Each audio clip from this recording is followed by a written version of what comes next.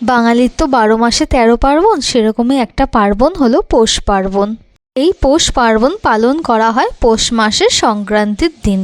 ছোটবেলায় সংক্রান্তি কি সেটা বুঝতাম না, তাই তখন বলতাম পিঠে খাবার দিন আজকে। এই পৌষ পার্বণ উপলক্ষে আমাদের ঘরে কত ধরনের পিঠে এসেছে, তোমাদের সাথে সেটাই দেখাচ্ছি। এই যে পিঠেগুলো দেখছো, এটা পাঠিয়েছে আমার বাবার বন্ধু। সে নিজের হাতে বানিয়ে এই পিঠেগুলো পাঠিয়েছে।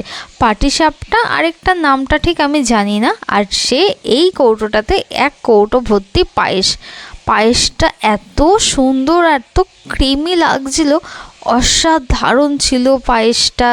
জেঠুর সাথে পরে তো দেখা হলে বলবো, জেঠু তোমার পায়েসটা অসাধারণ ছিল। আমি তো আর লোভ সামলাতে পারলাম না, আমি ভিডিও করতে করতে কিছুটা খেয়েও নিলাম। এবার দেখো, এই পায়েসটা পাঠিয়েছে হলো আমার বড় মামি। এই পায়েসটা খুবই ভালো ছিল। আর এই যে পাটিসাপটা, এটা পাঠিয়েছে আমার বন্ধুর বাড়ির থেকে। আর তার সাথে এই আলু পুলি, সেটা করেছে হলো আমার মা।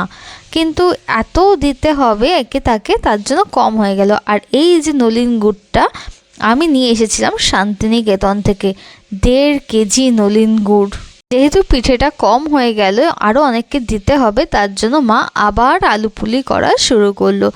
এবার আলু পুলি তো বানানো হয়ে গেছে, মানে তেলে ভাজা হয়ে গেছে।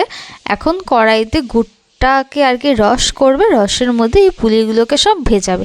কিন্তু আমার এমনি খেতে